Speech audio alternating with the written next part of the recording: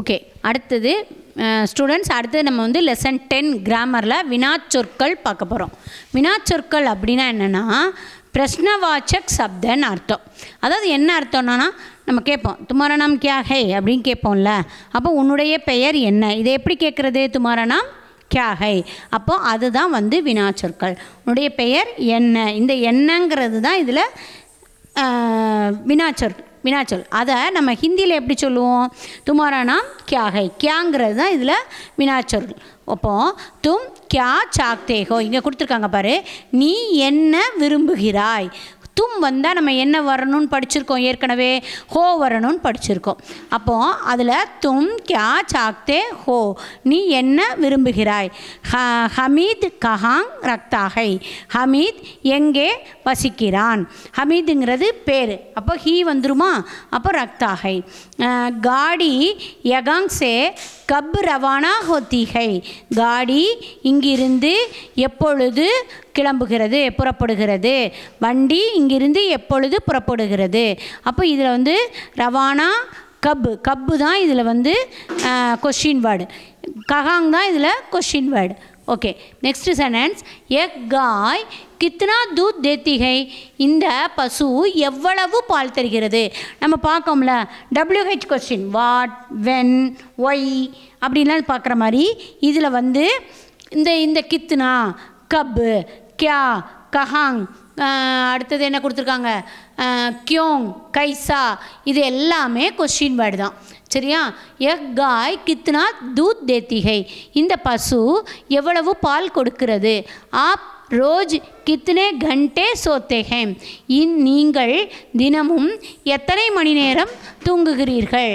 தும் சாய் கியோங் பீத்தே ஹோ, நீ ஏன் தேநீர் அருந்துகிறாய். நீ ஏன், கியோங்னா ஏன் அர்த்தம், ஒய். கோபால் ராவ் கைசா ஆத்மிகை, கோபால் ராவ் எப்படிப்பட்ட மனிதன். இது வரைக்கும் நமக்கு வந்து கொஷின் எப்படி ப்ரிப்பேர் பண்ணணும் அப்படிங்கிறது தெரியாமல் இருக்கும். இப்போ நமக்கு ஓரளவுக்கு இதில் இந்த படித்ததுலேருந்து நம்ம தெரிஞ்சுக்கலாம். கியா தும் கலாம் ஜி கோ ஜான்தே ஹோ, என்ன உனக்கு கலாமை பற்றி தெரியுமா, கலாம் ஜியை பற்றி தெரியுமா. கலாம்னா யார், அப்துல் கலாமை பற்றி தெரியுமான்னு கேட்குறாங்க.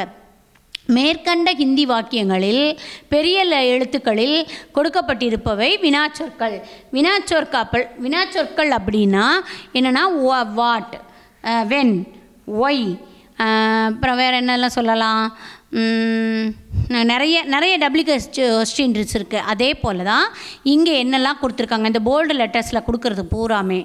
அதாவது எங்கே, கஹாங், என்ன, கியா, கப் எப்பொழுது, கித்னா எவ்வளவு, கியோங் ஏன், கைசா எப்படி அப்படின்னு சொல்கிறது இந்த போல்டு லெட்டரில் கொடுத்துருக்கிறது பூராமே உங்களுக்கு வந்து கொஷின் வேர்ட்ஸ் அப்படின்னு கொடுத்துருக்காங்க.